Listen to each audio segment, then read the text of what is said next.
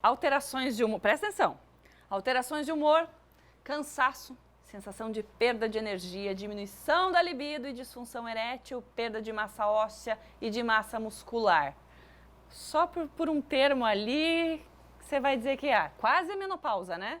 Não fosse pela disfunção erétil. Pois é, mas esses são sintomas da andropausa. Sim, os homens também atingem um momento de mudança hormonal que gera uma série de desconfortos. E para entender melhor esse momento, eu converso agora com o urologista, Dr. Rafael Lar. Seja bem-vindo, doutor, tudo bem? Tudo certo, boa tarde. Boa tarde. Doutor, como é esperado para a mulher a menopausa? É esperada a andropausa também para o homem? Perfeito.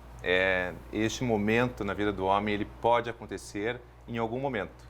Então, assim como a mulher que tem um momento mais marcado na vida dela, que é o climatério, em que há mudança hormonal, vai parando a menstruação, tendo irregularidades no período menstrual, o homem também vai viver isso em maior ou menor intensidade. Então, vai depender muito de cada um, de como é a sua vida, como ele se alimenta, o quanto ele faz de atividade física. Então, tudo isso está relacionado também com o déficit hormonal. E como você bem disse aqui na nossa introdução, todos esses sintomas são devidos a essa queda hormonal, associado, como eu falei no início, à qualidade de vida que esse homem tem. Certo. Se você quiser, você manda a sua pergunta agora, que o doutor Rafael vai responder para a gente ao vivo, tá? 98871-9831 e tem pergunta aqui no ponto. Vamos lá?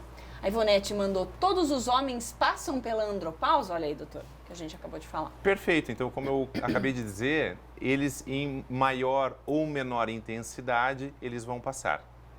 Aproveito, já que é redundante, a intensidade, como acontece para a mulher, vai ser para o homem também ou os sintomas dele vão ser mais a menos? Por exemplo, a mulher sofre com aquele calorão da menopausa. O homem vai ter sintomas tão fortes quanto o da menopausa? Esse sintoma específico do calorão, em geral, os homens eles não apresentam isso. Mas o homem, a principal sequela que tem no corpo dele por essa queda hormonal é principalmente relacionado à parte de humor, né? Às vezes ele começa a ficar indesejoso de fazer as coisas, acorda tarde, não tem muito estímulo para poder fazer as suas coisas. Uma questão muito importante é a queda de desejo sexual, que é o libido. E uma outra coisa associada, então, é a disfunção erétil. Tá? E essa questão da intensidade, se é em maior ou menor grau, vai estar relacionada a outros fatores também, como, por exemplo, doenças. Um paciente, por exemplo, diabético, que não se trata bem, adequadamente, tem os níveis de glicose muito alterados. Isso vai fazer com que ele tenha mais sintomas, por exemplo, da andropausa. E aí são os sintomas associados, não só por conta do hormônio ou da idade, mas sim outras doenças associadas. Perfeito, né? É como a gente fala, são as comorbidades. Né? Então, dependendo o tipo de doença que esse homem tem, ele vai ter uma intensidade maior ou menor desse déficit hormonal. Perfeito. Mais perguntinha aqui na tela. Carlos, a reposição hormonal é segura? Aproveito a pergunta do Carlos para perguntar: existe reposição hormonal? Esse é um dos caminhos para tentar amenizar a andropausa? Perfeito. Então, além das mudanças de hábito de vida, então vamos lá, aquele homem que tem um pouquinho mais de gordura abdominal, ele transforma ali naquele subcutâneo o hormônio masculino, que é a testosterona, em estrogênio, em hormônio feminino. Então, isso já dá uma diminuição do nível de testosterona. Então, a primeira coisa, acho que é a mudança de hábitos de vida, cuidados com a alimentação e aumentar a atividade física. Ponto-chave e inicial.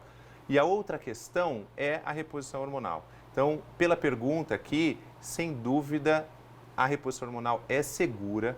Há um tempo atrás, alguns anos atrás, tinha-se muito medo em repor hormônio e o risco de câncer de próstata, uma vez que a testosterona é o alimento do câncer de próstata. Então, havia muito medo em, se eu repor, vai aumentar a chance de câncer de próstata. Hoje está bem estabelecido que nós podemos fazer a reposição hormonal em pacientes seguramente e que não é isso que vai levar ao câncer de próstata. A reposição daí vai depender muito do paciente e os níveis de testosterona que nós gostaríamos de chegar. Então, tem formas tópicas de reposição, que são os géis, Tem algumas possibilidades são até sublinguais, que hoje em dia a gente consegue fazer, e tem a forma intramuscular. E teria algum efeito colateral?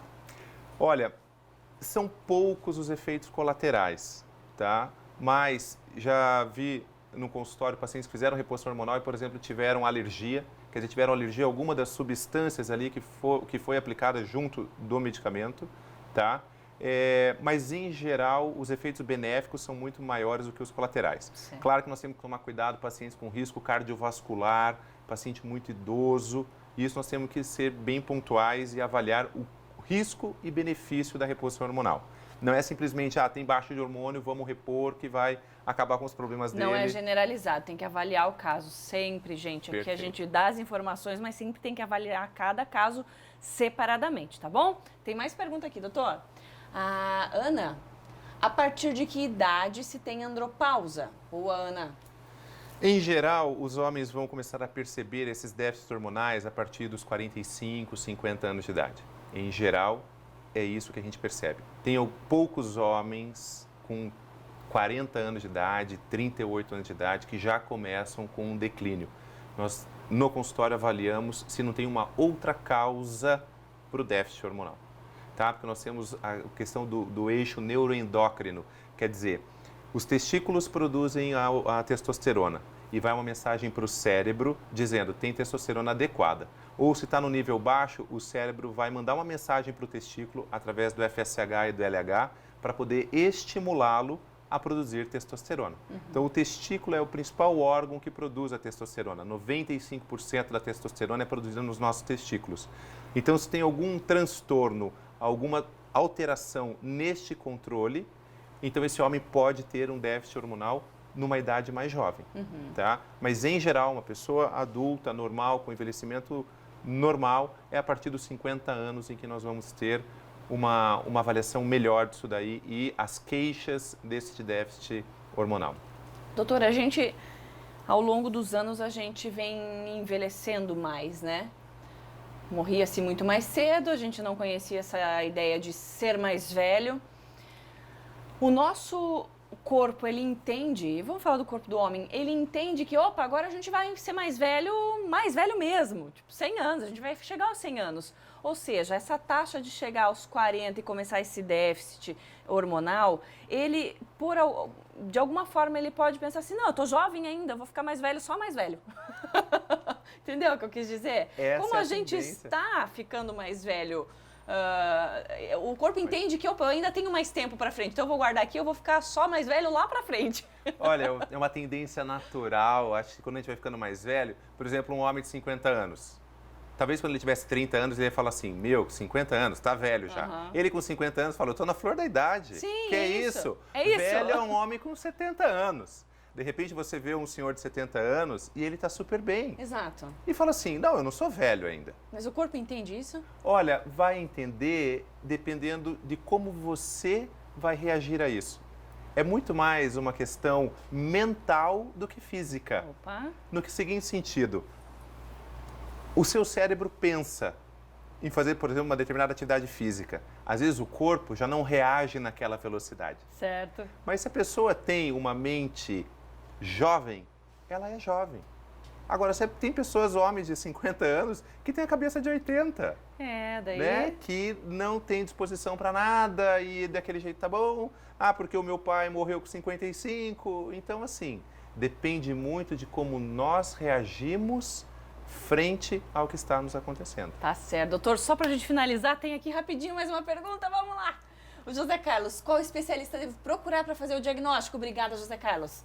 Finalizando, doutor, rapidão. Vamos lá, então.